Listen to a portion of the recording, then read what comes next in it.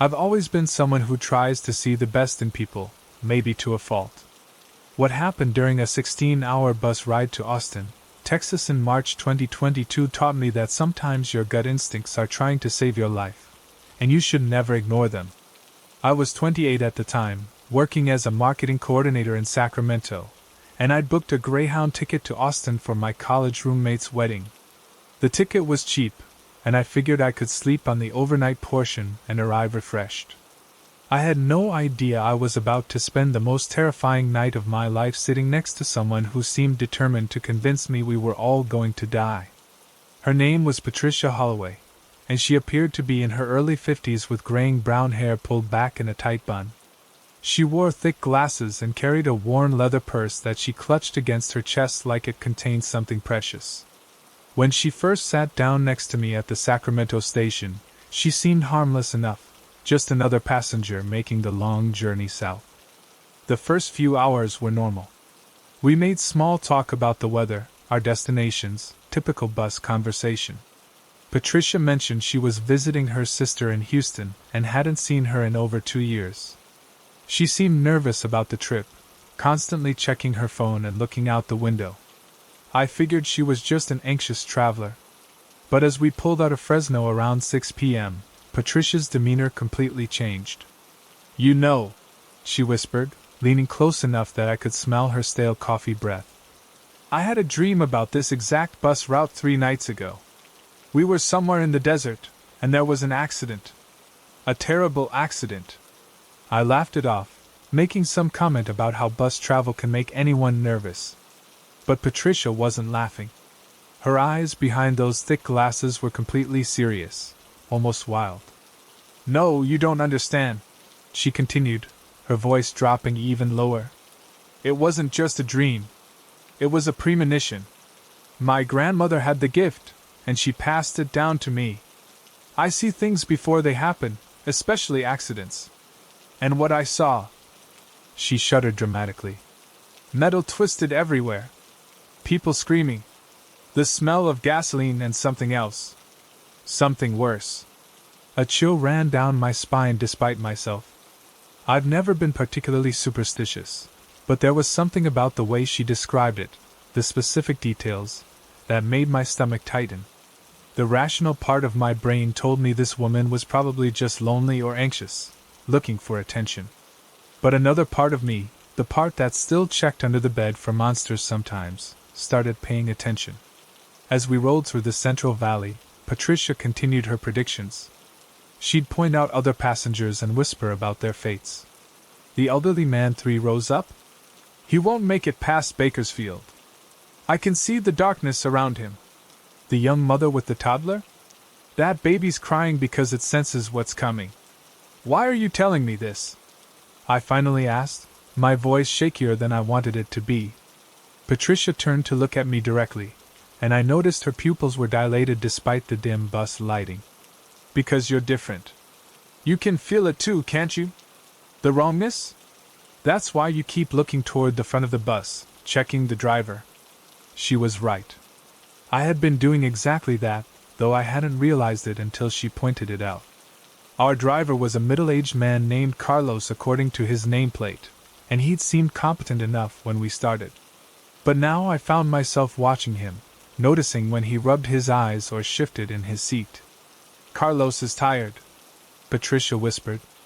"Been driving double shifts to pay for his daughter's college. In my vision, his eyes closed for just 3 seconds. That's all it takes. 3 seconds at 70 miles per hour. The bus hit a pothole, and several passengers groaned. Patricia gripped my arm with surprising strength. "That's how it starts," she hissed. "First the small bumps, then the swerving. The guardrail won't hold. Not with a bus this heavy." By 10 p.m., I was a nervous wreck. Every time Carlos changed lanes or hit the brakes, my heart raced. Patricia had somehow gotten into my head, and I couldn't shake the images she'd planted there. I tried putting in earbuds, but she kept tapping my shoulder, pointing out signs that we were approaching the accident site from her vision. "See that mile marker? 247? In my dream, that's where the tire blowout happens. We're getting close. I looked at the mile marker. 243. Patricia, this is crazy, I said, trying to sound firm. You're scaring yourself and everyone around you. Dreams aren't real. But even as I said it, I noticed Carlos was indeed rubbing his eyes more frequently. And the bus did seem to be swaying slightly more than before. Was I imagining it because of Patricia's suggestions, or was something actually wrong? That's when I made my first mistake. Instead of moving to another seat or reporting Patricia's behavior to the driver, I started engaging with her delusions. Maybe it was fear, maybe it was morbid curiosity, but I asked her to tell me more about what she'd seen. The accident happens at 2:17 a.m., she said with absolute certainty. I saw the digital clock on someone's phone right before impact. Mile marker 247, just past the rest stop. There's a curve in the road, and Carlos doesn't see the deer until it's too late. He overcorrects, and we go through the guardrail. She paused, staring out the dark window. 15 people don't make it. But you and I do if we're prepared. If we're sitting in the right place. What do you mean, the right place? Patricia's eyes gleamed. Seats 12A and 12B. Right over the rear axle. Safest spot on the bus in a rollover. But we'd have to move there soon, before people go to sleep, and we can't change seats without causing a scene. I looked around the bus. Most passengers were settling in for the long overnight stretch. The lights had been dimmed, and people were arranging pillows and blankets. Seats 12A and 12B were currently occupied by two teenagers sharing earbuds and watching something on a tablet.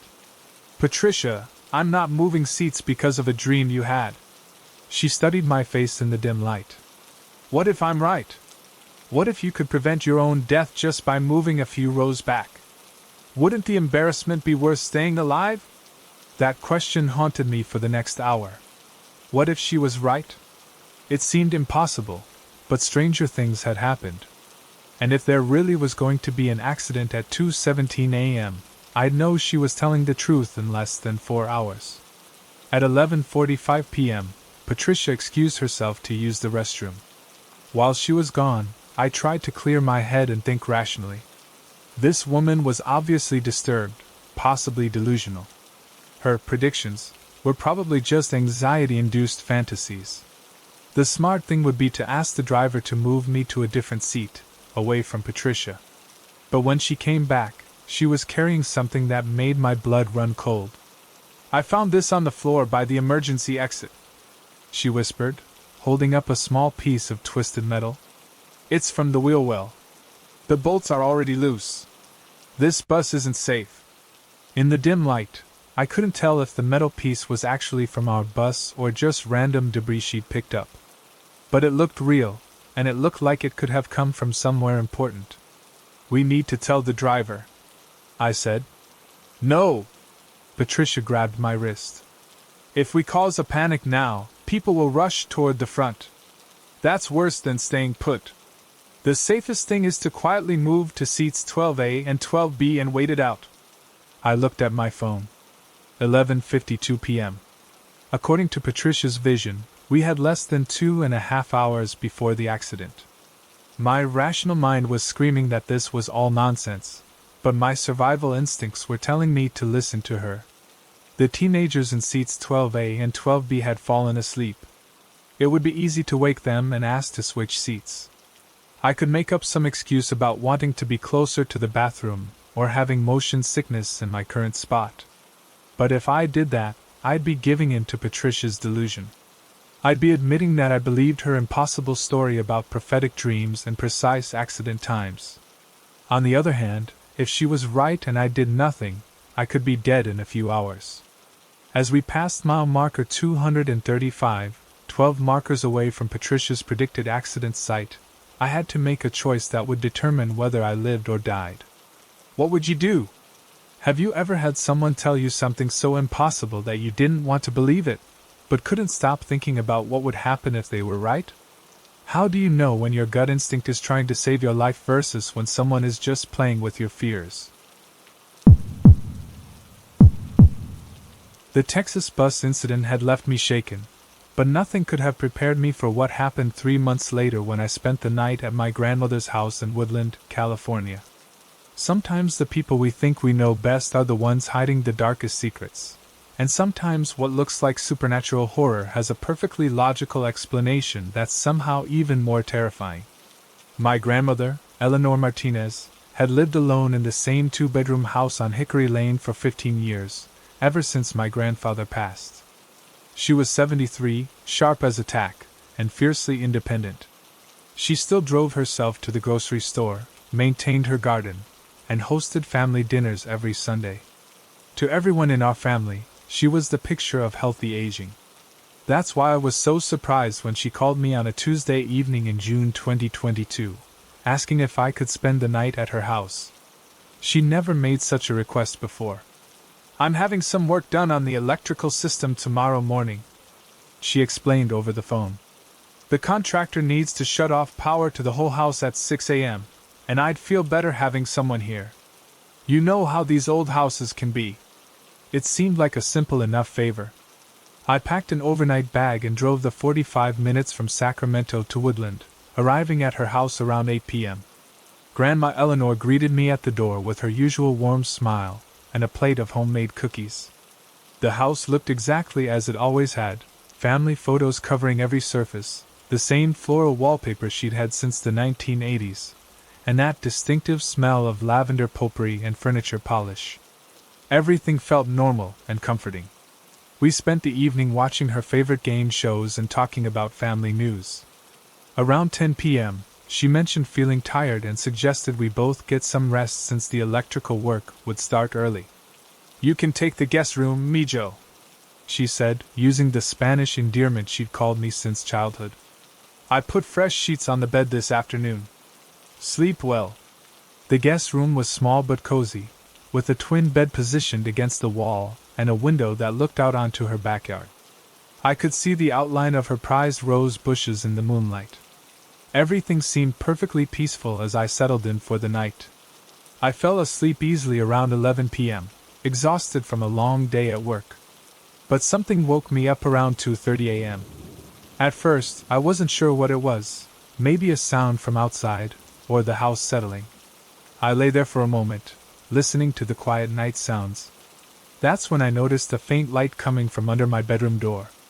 It wasn't the harsh glare of an overhead light, more like the soft glow of a table lamp or maybe the television. I figured Grandma Eleanor couldn't sleep and had gotten up to watch late-night TV or read. But then I heard something that made my skin crawl, a low, rhythmic sound that I couldn't immediately identify. It was almost like breathing, but too deliberate, too controlled. And it seemed to be coming from right outside my door. I got up quietly and pressed my ear to the door. The sound was definitely breathing, but it was wrong somehow. Too slow, too deep, like someone trying very hard to control their respiration. Mixed with it was another sound, a faint creaking, like someone shifting their weight in an old chair. My first thought was that Grandma Eleanor might be having some kind of medical emergency. Maybe she was having trouble breathing and had gotten up to sit in her recliner. I should check on her, make sure she was okay. I opened the door as quietly as possible and peered out into the hallway. The living room was dimly lit by a single table lamp, and I could see the back of her recliner facing away from me. The breathing sounds were definitely coming from that direction. "Grandma?"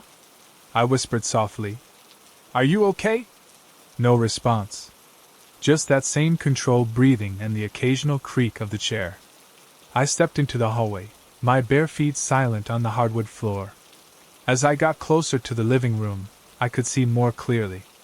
Grandma Eleanor was indeed sitting in her recliner, but something about her posture seemed off. She was sitting perfectly upright, not relaxed like someone watching TV or trying to get comfortable. "Grandma Eleanor?" I said a little louder. That's when she turned to look at me, and I nearly screamed. Her eyes were wide open, but they had a glassy, unfocused quality that was deeply unsettling. Her face was covered in a thin sheen of sweat despite the cool night air, and her mouth was slightly open as she continued that deliberate, controlled breathing. But the most terrifying part was that she was staring directly at me without any sign of recognition or acknowledgement. It was like looking at a living mannequin. I stood there frozen for what felt like an eternity, but was probably only 30 seconds. She didn't blink, didn't speak, didn't move except for the rise and fall of her chest. Just stared at me with those glassy, empty eyes while sweat beaded on her forehead. Every horror movie I'd ever seen flashed through my mind. Was she possessed? Having some kind of stroke? Had something happened to her brain? The rational part of me knew I should call 911, but another part of me was terrified to move or make any sudden sounds. Finally, I managed to whisper, "Grandma, can you hear me?" Nothing. She continued staring, breathing, sweating. The silence in the house was oppressive, broken only by the sound of her controlled respiration and the occasional creak of the recliner. I took a step closer, and that's when I noticed something that made the situation even more disturbing. On the side table next to her chair was a glass of water that was completely full, as if she'd gotten up to get a drink but never touched it. Next to the water was a bottle of prescription medication I'd never seen before. The label was turned away from me, but I could make out part of the pharmacy information. It was definitely hers, Eleanor Martinez, with an address matching the house. But what kind of medication would cause this kind of behavior? I was debating whether to try to get closer to read the medication bottle when Grandma Eleanor suddenly spoke, without moving her eyes from my face. "The sleep won't come," she said in a flat, emotionless voice. "It hasn't come for 3 days. Her voice was completely different from the warm, animated tone I'd known my entire life. This was monotone, almost mechanical, like she was reading from a script. "Grandma, what do you mean? Are you having trouble sleeping?"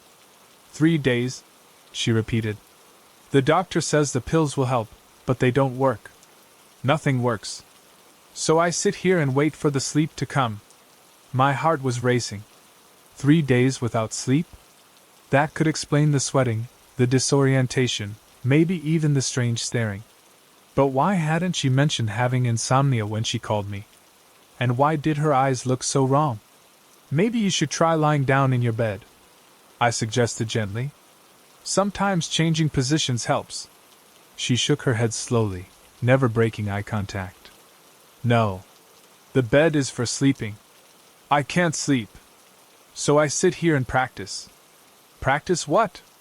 "Practice sleeping with my eyes open. Like Mama used to do." A chill ran down my spine. She never mentioned her mother having any unusual sleeping habits. In fact, she rarely talked about her childhood at all. "Grandma, I think maybe we should call your doctor. 3 days without sleep isn't normal." For the first time since I'd entered the room, her expression changed slightly. A small smile appeared on her lips, but it didn't reach her eyes. "The doctor doesn't understand. None of them understand. But you do, don't you, Mijo? You can see it too." "See what?" "The things that come when you close your eyes. The memories that won't stay buried. That's why I have to keep them open. That's why I have to watch."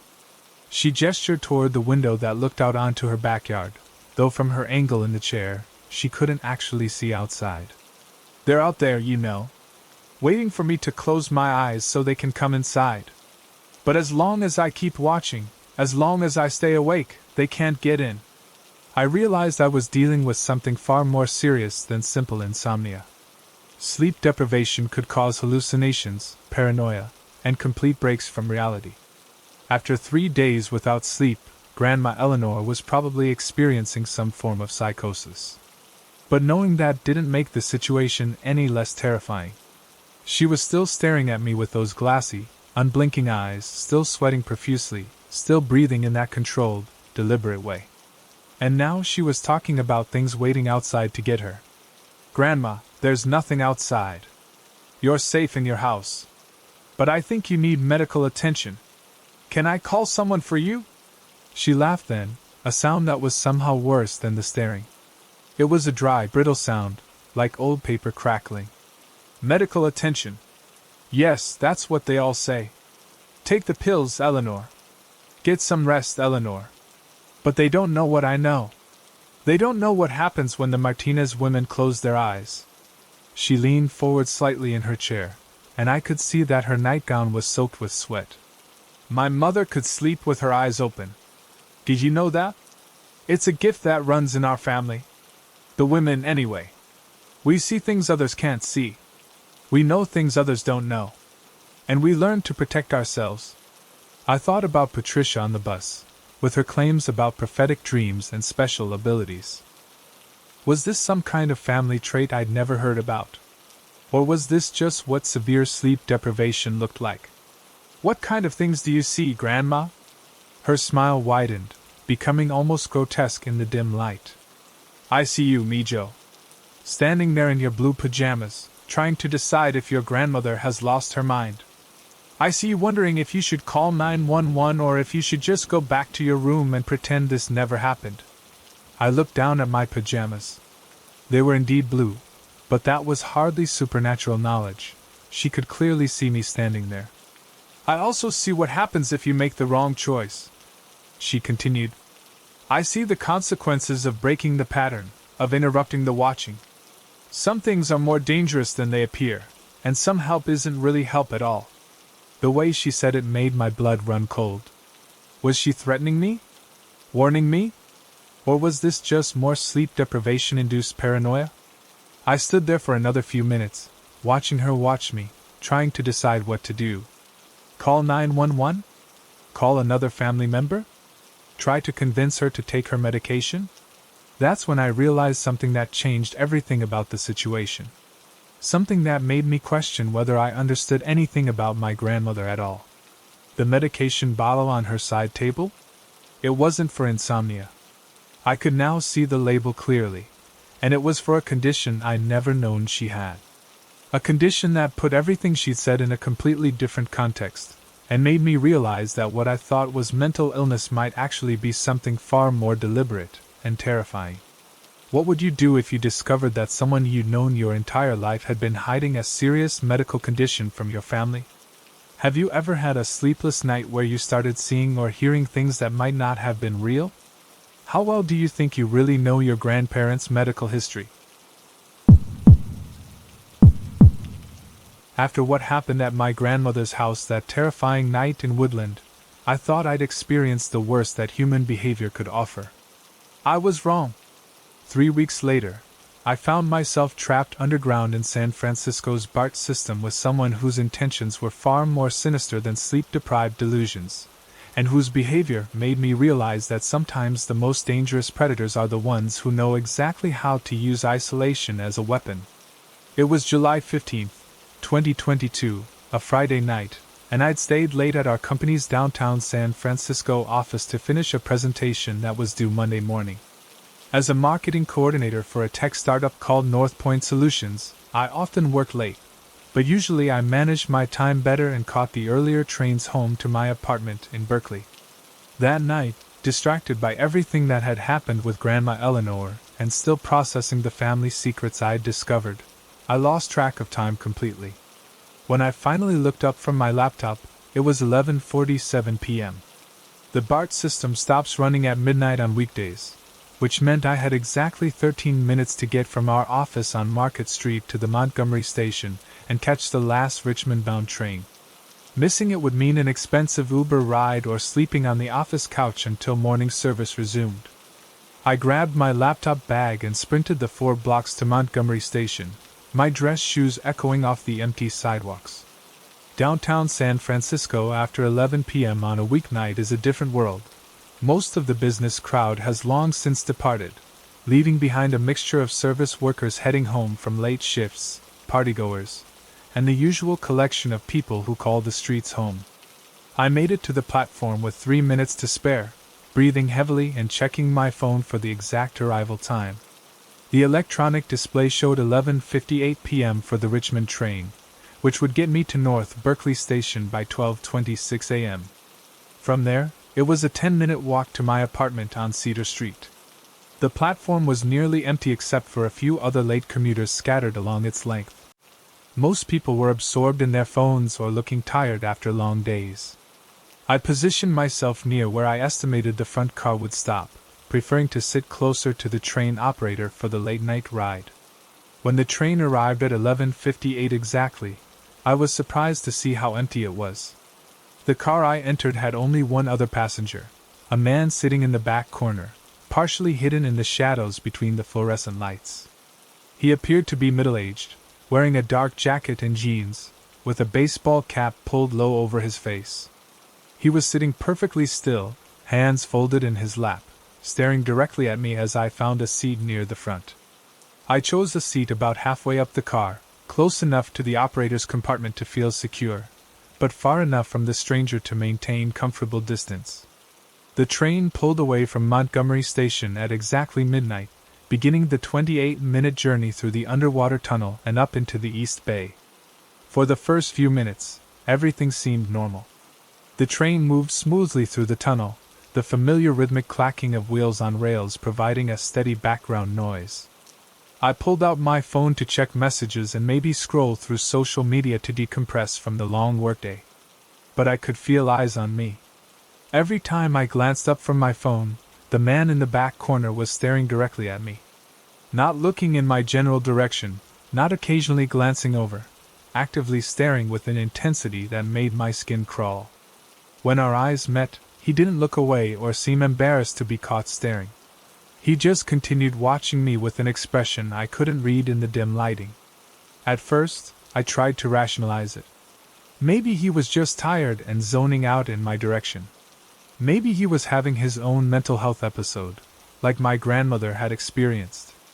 The BART system unfortunately attracts people with various issues, and staring wasn't necessarily threatening behavior. But as we passed through the underwater portion of the tunnel, West Oakland, 12th Street Oakland, 19th Street Oakland, his staring never wavered. He sat completely motionless except for his eyes, which tracked my every movement. When I shifted in my seat, his gaze followed. When I looked at my phone, I could feel him watching. When I glanced toward the windows, I could see his reflection still focused on me. By the time we reached MacArthur Station at 12:15 a.m., I was genuinely unnerved. Several more passengers had gotten off at previous stops, but no one had gotten on. The car was now completely empty except for the two of us, and we still had 2 more stops before North Berkeley. I considered getting off at MacArthur and calling an Uber, but that would mean leaving the relative safety of the train and waiting alone on the platform with this man potentially following me. At least on the train, there were security cameras and the train operator was just a few feet away behind the locked compartment door. I decided to stay on the train but moved closer to the operator's compartment, taking a seat in the very front row. As I relocated, I could hear the man's clothing rustle, and when I glanced back, he had shifted his position to maintain his line of sight to me. He was now sitting at an angle that seemed uncomfortable, but it allowed him to continue his unblinking observation.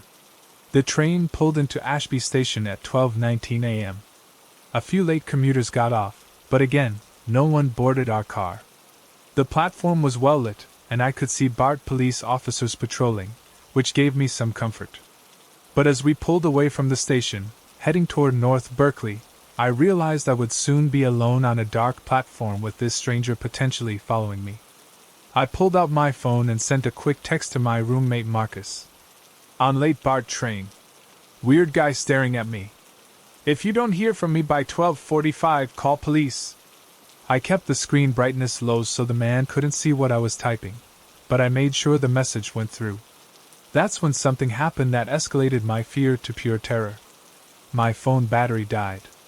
The screen went black, and I realized I'd been so focused on work that I hadn't charged it since morning. I was now completely cut off from communication, alone on a train with someone whose behavior was becoming increasingly alarming. As if sensing my vulnerability, the man finally moved. He stood up slowly, never taking his eyes off me, and began walking toward the front of the car.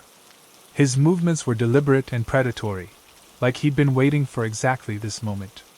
I pressed the emergency call button near my seat, hoping to get the train operator's attention. A crackling voice came through the speaker. BART operations, what's your emergency? There's a passenger on my car who's been staring at me for the entire ride and now he's approaching me. I'm scared. Sir, we're pulling into North Berkeley Station in 2 minutes. Do you want us to notify BART police? Before I could answer, the man spoke for the first time since I'd boarded the train. His voice was calm, almost friendly, but the words made my blood run cold. "Tell them David Brennan says hello. Tell them he's been waiting for another chance to ride the trains late at night." The train operator's voice became sharp. "Sir, please return to your seat immediately. BART police are being notified." But David Brennan, now I had a name for my stalker, ignored the instruction. He continued walking toward me, and I could see his face clearly for the first time. He was probably in his early 40s, with hollow cheeks and eyes that reflected the train's fluorescent lighting in an unsettling way. His smile was wide but completely devoid of warmth. "You work downtown," he said conversationally, as if we were old friends catching up. "Market Street, probably. You stay late on Fridays. You take the Richmond line. You live in North Berkeley, somewhere near the university." Each statement was like a punch to the gut. He'd been watching me before tonight. This wasn't a random encounter. He'd been tracking my patterns, learning my schedule, waiting for the right opportunity. "I've been riding these trains for 3 months now," he continued, now only about 6 feet away from me. "Learning the late-night schedules, figuring out which cars are usually empty, which stations have the least security coverage. It's amazing what you can observe when you pay attention." The train began slowing as we approached North Berkeley Station. Through the windows, I could see the platform was completely deserted except for one BART employee in a yellow safety vest who appeared to be doing maintenance work. "The beautiful thing about the BART system," David said, sitting down in the seat directly across from me uninvited, "is that once you know someone's patterns, you can predict exactly where they'll be and when. Take you, for example.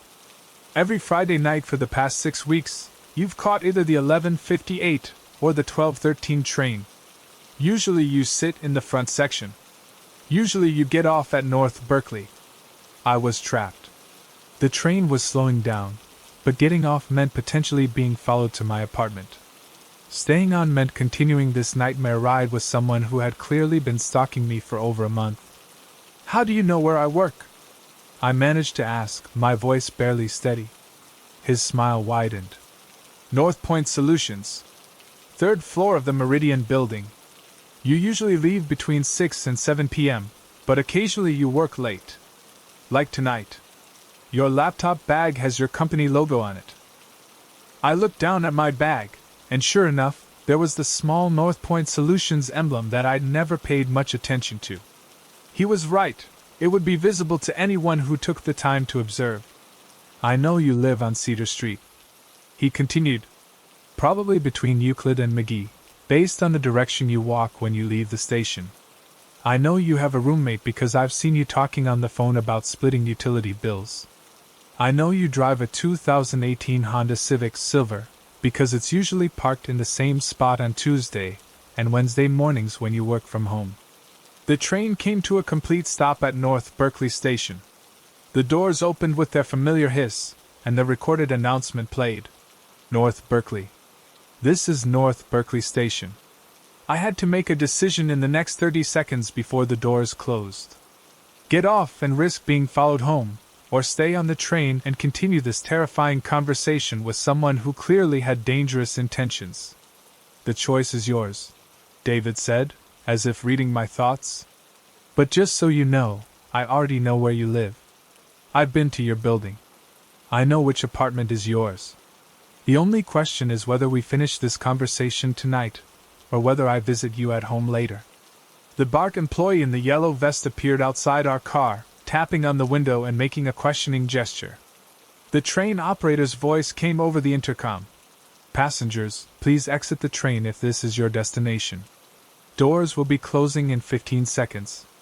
I stood up, my legs shaking, and moved toward the door. David stood up too, maintaining his unsettling smile. "Smart choice," he said. "I was hoping you'd get off here."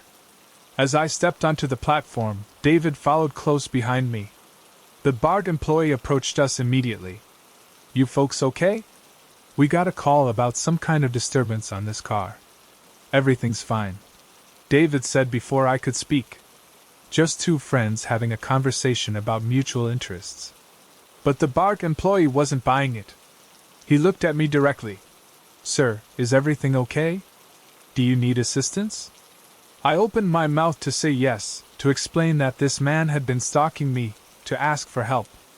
But David stepped closer to me, close enough that I could smell his breath, and whispered something that made me freeze. "I know about your grandmother Eleanor.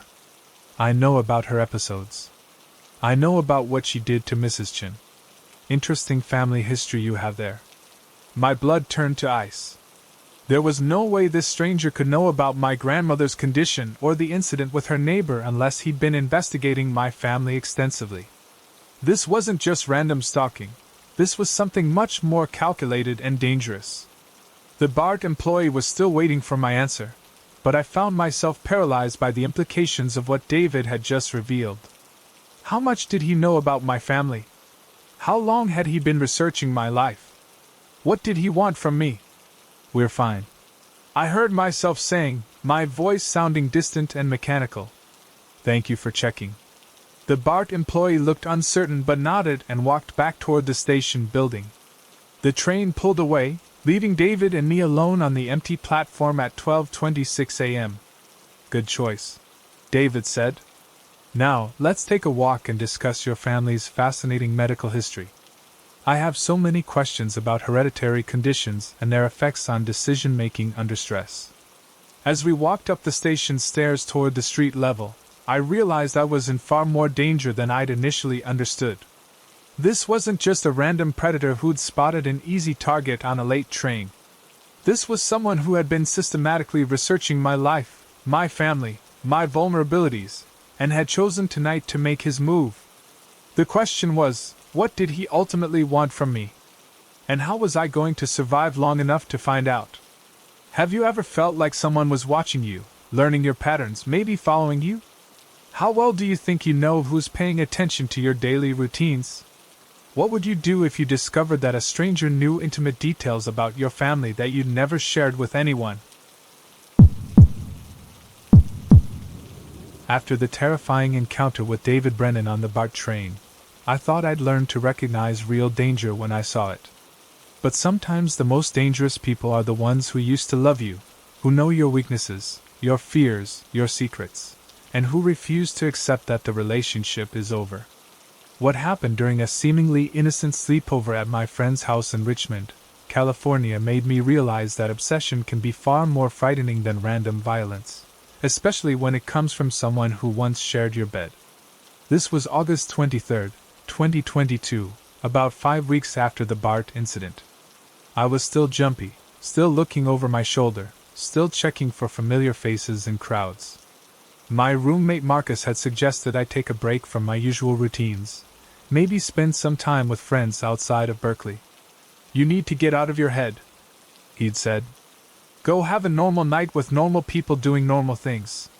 That's how I ended up at my college friend Jake Morrison's house in Richmond for what was supposed to be a casual guys' night.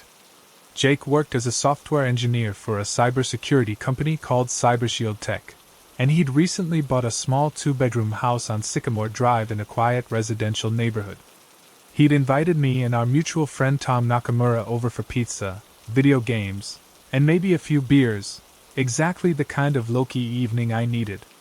Jake's house was perfect for our purposes, a 1960s ranch-style home with a large living room, updated kitchen, and a finished basement where he'd set up his gaming station.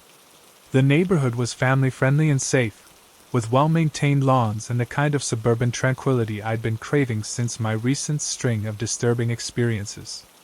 Tom arrived around 7 p.m. driving his 2019 Toyota Camry, and we settled in for an evening of nostalgia and decompression. Jake had ordered pizza from a local place called Tony's. We'd picked up a 6-pack of craft beer, and Tom had brought his collection of retro gaming systems. For the first time in weeks, I felt genuinely relaxed. We spent the evening playing old Nintendo games, sharing work stories, and catching up on each other's lives. Jake was dating someone new, a nurse named Rebecca who worked at Kaiser Richmond. Tom had just gotten promoted to senior graphic designer at his marketing firm. Everything felt wonderfully normal and predictable. Around 11 p.m., Tom decided to head home to his apartment in San Rafael. He had an early morning photography shoot for a client and wanted to get adequate sleep. Jake and I were both tired but not quite ready to call it a night, so we decided to watch a movie on his 65-inch TV in the living room. "You can crash in the guest room," Jake offered. "I've got clean sheets on the bed, and it's probably safer than driving back to Berkeley this late. Plus, Rebecca's working a night shift at the hospital, so I could use the company." It seemed like a perfect solution. I'd been avoiding late-night travel since the BART incident, and Jake's guest room was comfortable and secure. I texted Marcus to let him know I'd be staying in Richmond overnight, and would drive back to Berkeley in the morning. We settled on watching an old action movie, something mindless and entertaining that wouldn't require much mental energy. Jake made popcorn, and we sprawled on his sectional couch like we used to during college dorm movie nights. For the first time in over a month, I felt completely safe and relaxed. The movie ended around 1:15 a.m., and we decided to call it a night. Jake showed me to the guest room, which was at the back of the house overlooking his small backyard. The room had a comfortable queen bed, a dresser, and a window that faced toward his neighbor's fence and garden area. Everything felt secure and private. "Bathroom's right across the hall," Jake said. "Help yourself to anything in the kitchen if you get hungry. I'm usually up early, so don't feel like you have to tiptoe around in the morning." I brushed my teeth, changed into the spare clothes I'd brought, and settled into bed around 1:45 a.m. The house was quiet except for the gentle hum of the air conditioning and occasional sounds from the street. I fell asleep quickly, more relaxed than I'd been in weeks. But something woke me up at 3:17 a.m. At first, I wasn't sure what had disturbed my sleep. Maybe a car door slamming outside, or the neighbor's cat knocking over something in their yard. I lay there for a moment, listening to the quiet night sounds and waiting to see if I'd hear anything else. That's when I noticed a soft tapping sound coming from the direction of the window. Tap, tap, tap. It was rhythmic and deliberate, like someone gently knocking on glass. But we were on the ground floor, and the window looked out onto Jake's fenced backyard. No one should be able to access that area without climbing over a 6-foot privacy fence. I got up quietly and approached the window, staying to one side so I couldn't be seen from outside. The backyard was mostly dark, illuminated only by a small solar light near Jake's back patio. I couldn't see anyone, but the tapping continued. Tap, tap, tap. Then I heard something that made my blood run cold, a woman's voice, speaking just loud enough to be heard through the glass. "I know you're in there, Alex. I saw your car in the driveway." My ex-girlfriend, Christina Valdez. We'd broken up 6 months earlier after a relationship that had become increasingly toxic and controlling. Christina had difficulty accepting boundaries, constantly demanded to know where I was and who I was with, and had a tendency to show up uninvited at my apartment, my workplace, or anywhere else she thought I might be. The breakup had been messy, involving multiple conversations about the need for space and her refusal to accept that the relationship was over. I hadn't heard from her in 3 weeks, which I'd hoped meant she was finally moving on. Apparently, I was wrong. "Alex, I need to talk to you. It's important." Her voice was calm but insistent, with that particular tone she used when she was trying to sound reasonable, while doing something completely unreasonable. I recognized it from dozens of similar situations during our relationship. I stayed hidden beside the window, hoping she'd give up and leave if I didn't respond. But the tapping continued, now accompanied by her voice every few seconds. "I know you can hear me. Your phone is turned off, but I know you're in there. Jake's friend Tom posted on Instagram about guys' night. It wasn't hard to figure out where you'd be." She'd been monitoring my friend's social media to track my location. That was a new level of stalking behavior, even for Christina. "I just want to talk. 5 minutes.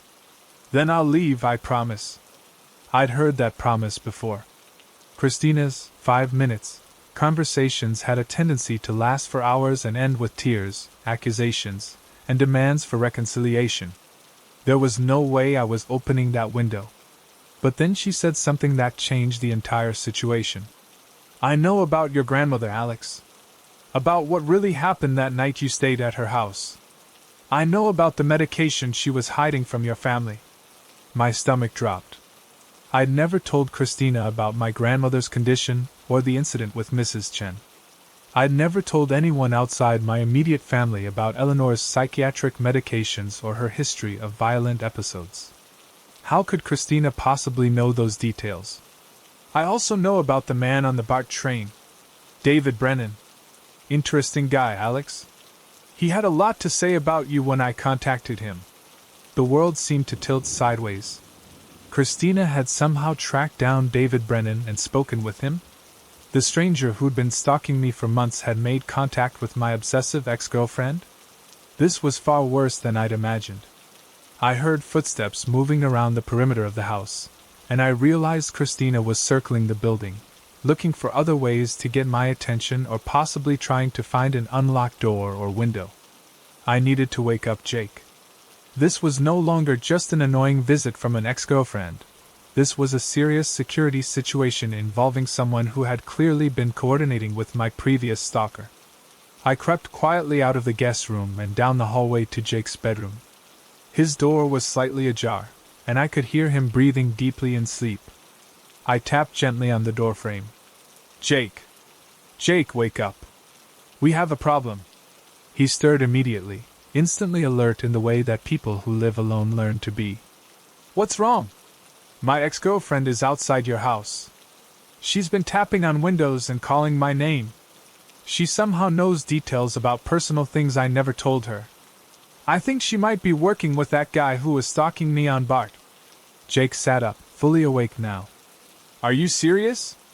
How did she find out where you were? She said Tom posted something on Instagram about guys' night. She figured out you lived in Richmond and tracked down your address somehow. We could hear Christina's voice from the front of the house now, slightly louder than before. Alex, I'm not leaving until we talk.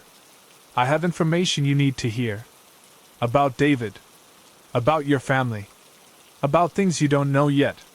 Jake got out of bed and moved to his bedroom window, which faced the front yard. He peered through the blinds carefully. There's a woman standing on my front lawn, he whispered. She's just standing there staring at the house. This is seriously creepy, man. That's Christina. She doesn't handle rejection well. Should we call the police? I hesitated. Calling the police would escalate the situation, but it might also be the safest option. Christina's behavior was clearly crossing the line into harassment and stalking. But then she spoke again, and what she said made me realize this situation was far more complex and dangerous than a simple case of an obsessive ex-girlfriend. David told me about your bus ride to Texas, Alex. He told me about Patricia Holloway and her predictions about accidents. He told me about how easy it is to manipulate someone when you understand their psychological vulnerabilities. My blood turned to ice. Christina was referencing events and people I'd never discussed with her.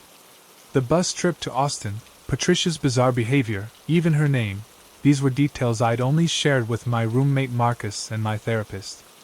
David also told me that the best way to control someone is to make them question their own perceptions of reality. Make them think they're going crazy. Make them dependent on you for validation and security. She paused, and I could hear her footsteps moving closer to the front door. That's what he was doing to you, Alex. And it's what I've been doing too. Everything that's happened to you over the past few months, it wasn't random. It was planned. Jake looked at me with growing alarm. What is she talking about? Who's David? What bus trip? I quickly filled him in on the major events of the past few months. The strange woman on the bus to Texas, my grandmother's psychiatric condition, the stalker on BART. As I recounted these experiences, I began to see potential connections I'd missed before. You think your ex was involved in all of that? Jake asked. I don't know. But she knows details she shouldn't know. And she's claiming she's been working with David Brennan to manipulate me somehow. Christina's voice came again, now directly outside Jake's front door. I know you're both listening. Jake Morrison, Software engineer at CyberShield Tech, lives at 847 Sycamore Drive. Bought this house in March for $675,000. Dating Rebecca Martinez, registered nurse at Kaiser Richmond. Jake's face went pale. How does she know all that about me? I've never met this woman in my life.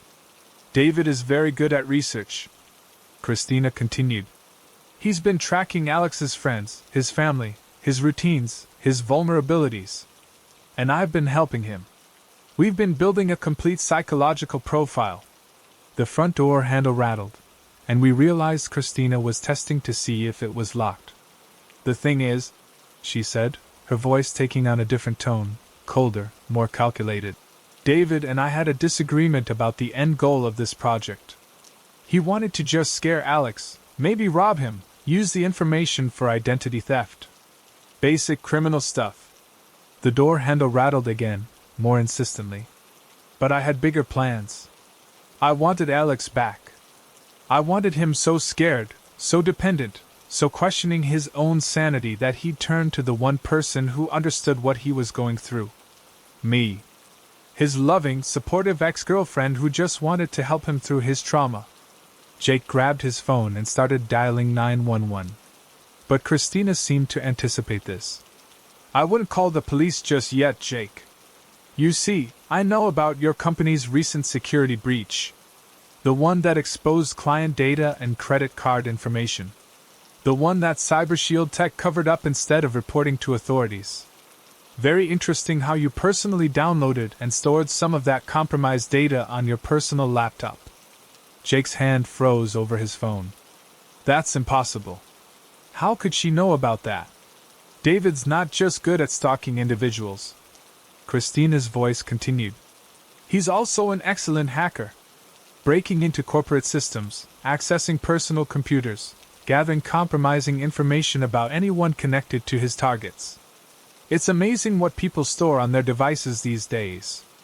The situation had just become exponentially more dangerous.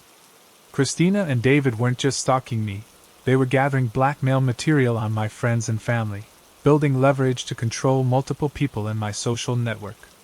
Here's what's going to happen, Christina said, her voice now completely devoid of the pleading tone she'd started with. Alex is going to come outside and get in my car. We're going to drive somewhere private where we can have a long conversation about our relationship and how we're going to fix the problems that led to our breakup. She paused, and I could hear her moving around on the front porch. If Alex doesn't come outside voluntarily, I'll make some phone calls. First to Alex's family, sharing some interesting medical records about his grandmother's psychiatric history and violent episodes. Then to Jake's employer, with detailed information about data theft and security violations. Then to various law enforcement agencies with tips about suspicious financial transactions and identity theft schemes. Jake and I looked at each other in horror. We were trapped in a web of blackmail and manipulation that was far more sophisticated than either of us had realized. You have 5 minutes to decide, Christina said. After that, I start making calls. And Alex, just so you know, David is parked across the street in a dark blue 2020 Chevrolet Malibu. If you try to run or call for help, he'll make sure you don't get very far. I moved to Jake's front window and peered through the blinds.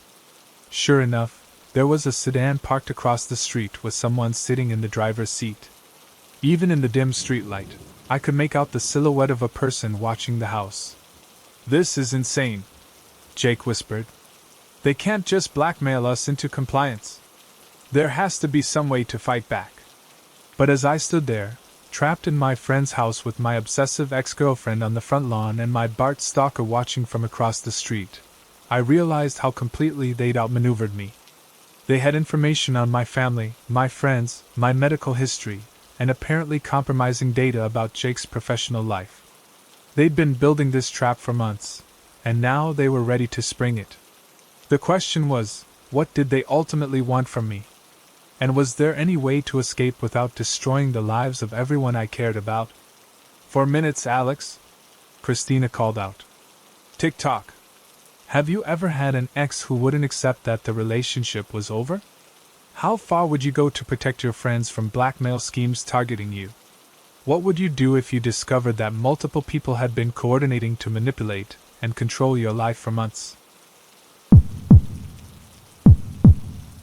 After the nightmare at Jake's house with Christina and David's coordinated blackmail scheme, I thought I understood the depths of human obsession and manipulation. I was wrong. What happened 2 weeks later during what should have been a simple overnight stay at my friend Marcus Rodriguez's apartment in Oakland showed me that some people's need to control and document others' lives goes far beyond romantic obsession or criminal schemes. Sometimes it becomes a compulsion so severe that it destroys any sense of boundaries, privacy, or basic human decency. This was September 8, 2022, and I was still reeling from the events at Jake's house. The police had eventually been called that night, but Christina and David had disappeared before officers arrived, leaving behind only vague threats and the promise that this isn't over. Jake was dealing with internal investigations at CyberShield Tech about the alleged data breach, and I was living in constant fear that they'd follow through on their blackmail threats. My roommate Marcus had been incredibly supportive throughout this ordeal, and when he suggested I spend a few nights at his place to break up my routine and make me harder to track, it seemed like a good idea. Marcus lived in a one-bedroom apartment on Poplar Avenue in Oakland's Temescal neighborhood, a trendy area with good restaurants, walkable streets, and what appeared to be a safe, close-knit community. Marcus worked as a graphic designer for a sustainable fashion company called EcoThreads, and his apartment reflected his creative sensibilities: minimalist furniture, carefully curated art prints, and plants everywhere. It was the kind of space that felt calm and organized, exactly what I needed after weeks of chaos and uncertainty. The plan was simple. I'd sleep on his comfortable sectional couch for a few nights while we both worked from his apartment. Marcus had excellent Wi-Fi and a dedicated workspace, so I could handle my marketing projects remotely. It would give me a break from my usual Berkeley routines while keeping me in a safe, controlled environment with someone I trusted completely. I arrived at Marcus's apartment around 6 p.m. on Thursday evening, carrying a small overnight bag and my laptop. The building was a well-maintained 1920s complex with 6 units, 2 per floor, and Marcus lived on the second floor in Unit 2B. His neighbor across the hall was an elderly woman named Mrs. Patterson who kept to herself, but always smiled and said hello when they passed in the hallway. The only weird thing about this place, Marcus mentioned as he showed me around, is the guy who lives directly below me, Roger Kimmel. He's intense. Really intense about noise, cleanliness, building maintenance, stuff like that. He's complained to the landlord about everything from my footsteps to the sound of my printer. Marcus pointed toward the floor.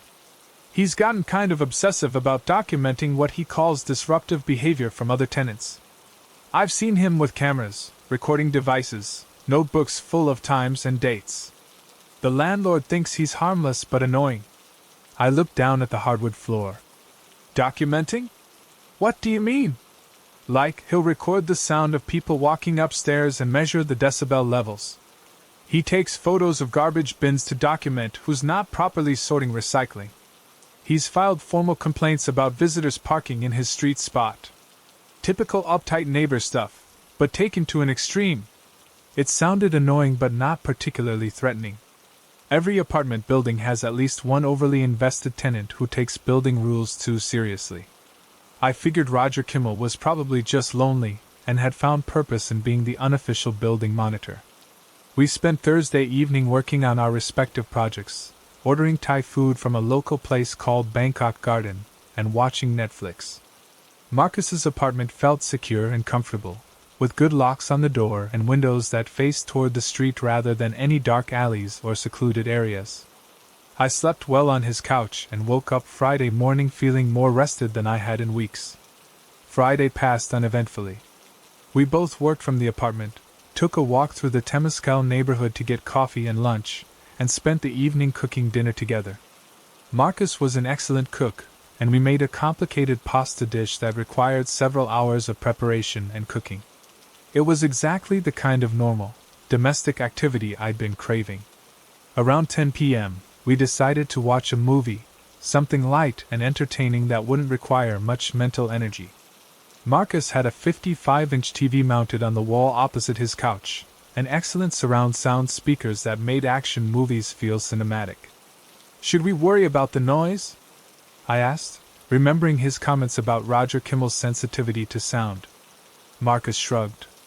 "It's Friday night, and it's not even 10:30 yet. If he complains, I'll just turn it down. I'm not going to live in complete silence just to accommodate his obsessions." We chose an action comedy from 2019, something with car chases and explosions but not too much graphic violence. The kind of movie that's perfect for decompressing after a stressful week. Marcus made popcorn, and we settled in for what should have been a relaxing evening. About 20 minutes into the movie, during a particularly loud chase scene, we heard a sharp banging sound from below. 3 deliberate knocks, clearly meant to register a noise complaint. "There he goes," Marcus said, rolling his eyes. "Right on schedule." The knocking continued intermittently throughout the movie, usually coinciding with louder sound effects or dialogue. It was annoying but not particularly alarming, just the behavior of an uptight neighbor who wanted everyone to know he was monitoring the noise levels. The movie ended around 12:15 a.m., and we decided to call it a night. Marcus turned off the TV and sound system, and we talked quietly for a few minutes about our plans for Saturday. I was settling into the couch with blankets and pillows when we heard something that was much more concerning than simple noise complaints. Footsteps in the hallway outside Marcus's apartment. Slow, deliberate footsteps that stopped directly outside his door. "Is that Mrs. Patterson?" I whispered.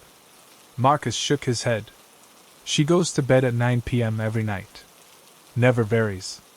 The footsteps moved away from the door, but instead of continuing down the hallway toward the stairs, they seemed to stop near the end of the hall where there was a utility closet and emergency exit. Then we heard a new sound that made both of us freeze, a soft scratching or scraping noise, like someone trying to manipulate a lock or door handle. Marcus got up quietly and moved toward his front door, gesturing for me to stay on the couch. He looked through the peephole for several seconds, then turned back to me with a confused expression. "I don't see anyone in the hallway, but I can still hear someone moving around out there."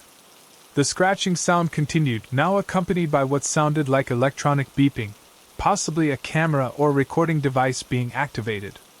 "Should we check it out?" I whispered. Before Marcus could answer, we heard a voice from the hallway, a man speaking in a low, urgent tone like he was dictating notes to himself. Friday, September 8th, 12:23 a.m. Excessive noise levels from Unit 2B continuing past midnight. Multiple lease violations regarding quiet hours. Documenting evidence of disruptive behavior and potential property damage. Marcus and I looked at each other with growing alarm. Roger Kimmel was outside in the hallway at 12:23 a.m., apparently documenting our evening activities. "This is getting weird," Marcus whispered. "That's way beyond normal neighbor complaints." The voice continued. 2 occupants confirmed in Unit 2B. Primary tenant plus unknown male visitor. Visitor has been present for approximately 30 hours. Potential violation of guest policy requiring 48-hour notification to building management. Now we knew he'd been tracking my presence in the apartment since I arrived on Thursday evening. That level of monitoring was crossing the line from annoying into genuinely disturbing. Marcus quietly unlocked his door and opened it slightly, just enough to peer into the hallway. What he saw made him immediately close and lock the door again. "He's got a camera," Marcus whispered, his face pale. "Professional-looking equipment. He's set up like he's doing surveillance." "Surveillance of what?" "Of us. Of this apartment. He's got a tripod set up in the hallway pointed at my door." The implications of this hit me immediately. Roger Kimmel wasn't just making noise complaints, he was conducting organized surveillance of his neighbors, documenting their activities, recording their conversations, and possibly building extensive files on their personal lives. "We need to call the police," I said. But before Marcus could grab his phone, we heard the most alarming sound yet, the distinct noise of someone trying to unlock or manipulate the lock on Marcus's front door. The scratching and scraping sounds were coming directly from Marcus's door lock, not from the utility closet or anywhere else in the hallway. Roger Kimmel was attempting to break into the apartment. He's trying to get in, Marcus whispered, grabbing his phone and moving away from the door. We could hear Roger's voice more clearly now, and what he was saying made the situation exponentially more terrifying. Entry Attempt 1, Friday, September 8th, 12:31 a.m. Standard lock-picking techniques proving insufficient. Will need to escalate to electronic bypass methods. Documentation of interior activities requires direct access. He was narrating his break-in attempt like it was a legitimate investigation. In his mind, apparently, documenting our lease violations justified breaking and entering. Marcus dialed 911 while I grabbed a baseball bat he kept in his bedroom closet. We could hear Roger's equipment beeping and clicking as he worked on the lock, and his continued narration of the process. Electronic lock bypass successful. Entry achieved at 12:34 a.m. Beginning interior documentation sweep. Priority items, noise-generating equipment, evidence of unauthorized occupancy, documentation of property damage or lease violations. The front door opened. Roger Kimmel, a thin man in his 50s wearing dark clothing and carrying a professional-looking camera setup, stepped into Marcus's apartment like he had every right to be there. He immediately began photographing the living room, focusing on the TV, sound system, and my sleeping area on the couch. "Excuse me," Marcus shouted. "What the hell are you doing in my apartment?" Roger looked up from his camera, seemingly surprised that we were objecting to his presence. "Documenting lease violations and building code infractions," he said matter-of-factly. "Multiple noise complaints have been filed against this unit. Physical evidence collection is necessary for formal proceedings." He continued taking photos, moving methodically through the living room and toward the kitchen. "You can't just break into my apartment," Marcus said, still holding his phone with 911 on the line. "This is illegal." Roger paused his photography and looked at Marcus with what appeared to be genuine confusion. "All activities are being conducted in accordance with building management policies regarding tenant violations. I have documented authority to investigate and record evidence of lease infractions." He pulled out a worn notebook and began reading from it. Unit 2B violations logged to date: 47 instances of excessive noise after 10 p.m., 23 instances of unauthorized visitor parking, 12 instances of improper recycling disposal, 8 instances of hallway obstruction due to package delivery, and 3 instances of unauthorized long-term guest occupancy.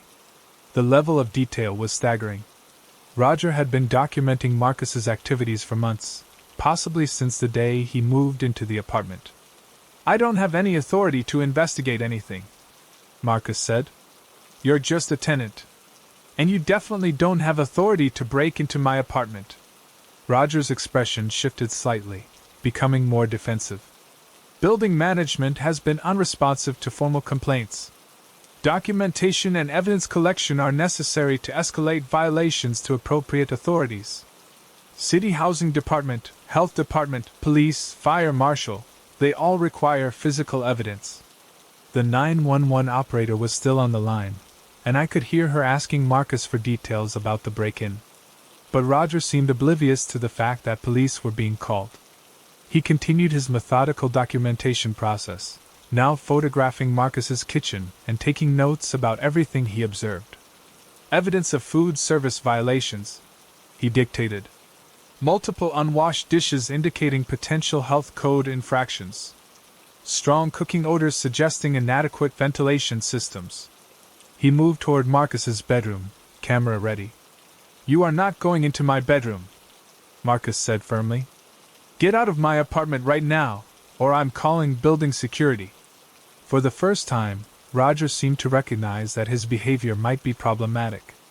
He lowered his camera and looked at both of us with an expression that was part confusion, part indignation. "I have been documenting violations in this building for 18 months, he said. "Every noise complaint, every lease infraction, every building code violation. I have 847 photographs, 23 hours of audio recordings, and detailed logs of every incident." He gestured toward his camera equipment. Building management refuses to take action. The landlord ignores formal complaints. Other tenants continue their disruptive behavior without consequences. Someone has to maintain order. Someone has to enforce the rules. The police sirens were audible outside now, getting closer to Marcus's building. Roger heard them too, and his demeanor changed from confident to anxious. "I was documenting legitimate violations," he said, now speaking more quickly. "Everything I've done is legal. I have rights as a tenant to document disturbances that affect my peaceful enjoyment of the property. Breaking into someone's apartment is not legal," I said. "Taking photographs inside someone's home without permission is not legal." Roger looked around Marcus's apartment, as if seeing it clearly for the first time. The reality of his actions seemed to be sinking in. He had broken into his neighbor's home, invaded their privacy, and been conducting surveillance that went far beyond anything that could be considered normal tenant behavior. "I was protecting the building," he said, his voice now uncertain. "Someone has to maintain standards. Someone has to document violations." The police were now in the building, and we could hear them climbing the stairs to the second floor.